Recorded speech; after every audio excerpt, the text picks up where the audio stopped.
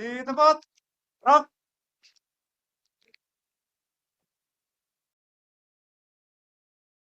Yang saya hormati Menteri Energi Sumber Daya Mineral, Bapak Bahlil Lahadalia, Ketua dan anggota Komisi 7 DPR RI yang kami hormati, para Menteri SDM dan Wamen pada periode sebelumnya, Pak Ignatius Yonan, Pak Archandra Thakar, Pak Susilo Siswa Utomo, Pak Sudirman Said, para pimpinan tinggi media dan pimpinan tinggi Pratama di lingkungan Kementerian SDM, Kepala SKK Migas, Kepala BPH Migas, anggota Komisi BPH Migas, AUPK, Dewan Energi Nasional, para staf khusus menteri, para direktur utama BUMN, sektor SDM, serta para undangan sekalian yang berbahagia. Assalamualaikum warahmatullahi wabarakatuh. Selamat siang dan salam sehat bagi kita semua. Pertama-tama marilah kita panjatkan puji dan syukur kehadirat Allah Subhanahu wa taala karena atas rahmat dan hidayahnya sehingga kita dapat melaksanakan tugas dan tanggung jawab sebagai Menteri SDM selama Kabinet Indonesia Maju tahun 2019 sampai dengan 2024. Dan selanjutnya kami sampaikan ucapan selamat kepada Bapak Bahlil Lahadalia sebagai Menteri SDM.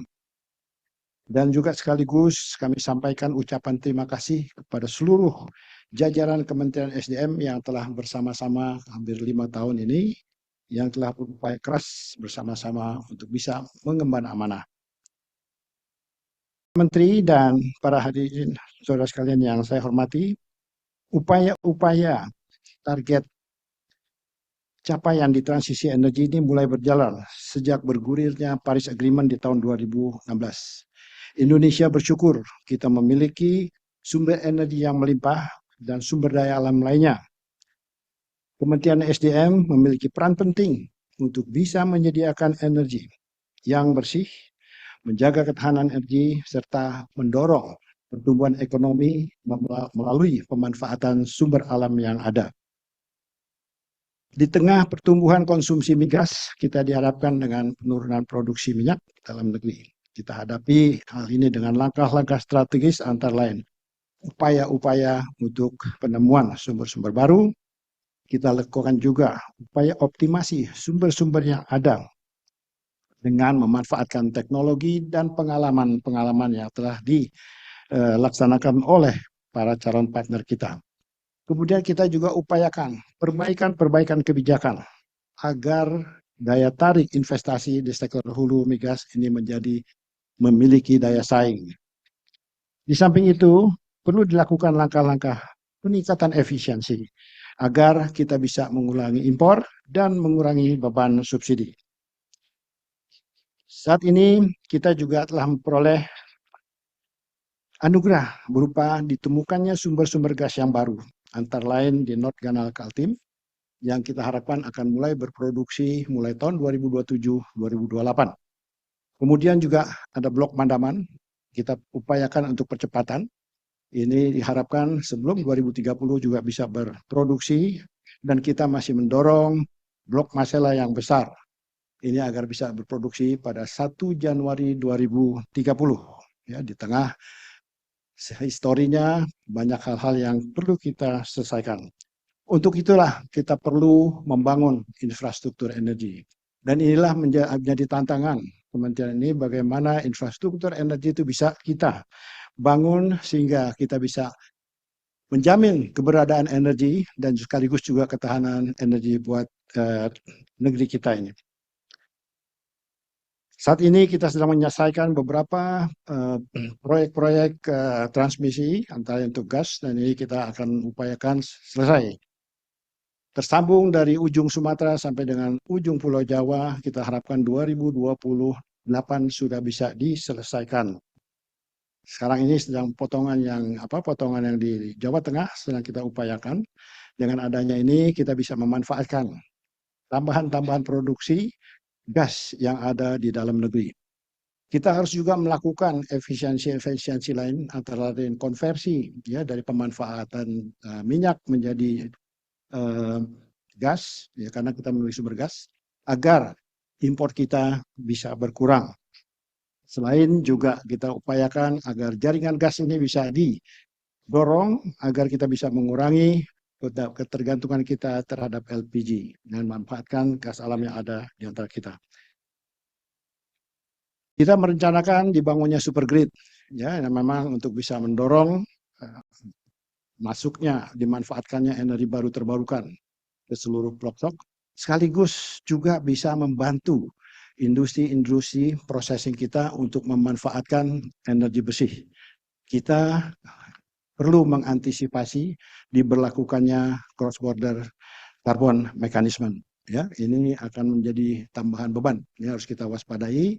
Karena beberapa negara-negara sudah melakukan inisiatif untuk memberikan pajak terhadap karbon. Dalam bidang mineral dan hilirisasi, kita memiliki sumber daya yang cukup besar untuk dimanfaatkan. Ya, antara lain nikel, sekarang kita menjadi salah satu produsen eksporter nikel yang terbesar di dunia. Kemudian juga tembaga dan aluminium untuk infrastruktur, tenaga listrik, dan juga untuk keperluan lainnya, juga timah. Nah, jadi kita masih perlu mendorong program-program hilirisasi dan saya dengan Pak Menteri Bahlil ya sudah berinteraksi. Saya di SDM, beliau di investasi, bagaimana bisa mendorong hilirisasi ini semaksimal mungkin. Ke depan, tugas-tugas di sektor Kementerian SDM akan semakin menarik, akan banyak tantangan. Kita harus upayakan untuk bisa memaksimalkan potensi sumber-sumber cadangan minyak dan gas bumi terutamanya, dan juga kita upayakan untuk juga bisa menemukan potensi-potensi baru untuk mineral-mineral kita yang masih terdata di lapangan-lapangan greenfield. Pak Menteri dan Bapak Ibu sekalian, dalam kesempatan ini saya beserta jajaran Kementerian SDM telah menyiapkan dokumen yang berkaitan dengan program strategis di sektor SDM. Dokumen tersebut diharapkan dapat menjadi jembatan yang mampu mengakselerasi kesinambungan dalam pengambilan kebijakan Bapak Menteri SDM. Utamanya dalam mendorong percepatan pengembangan sektor SDM. Akhirnya saya ucapkan selamat kepada Bapak Menteri dan selamat bekerja. Dan saya harapkan seluruh jajaran di Kementerian SDM membantu dengan sepenuh hati, mengoptimalkan seluruh sumber tenaga dan pikiran agar kementerian yang kita cintai ini bisa maju, tumbuh, berprestasi lebih baik lagi di masa mendatang. Kami yakin di bawah kepemimpinan Bapak Menteri SDM, Pak Bahlil, sektor SDM akan dapat mencapai kinerja yang jauh lebih baik.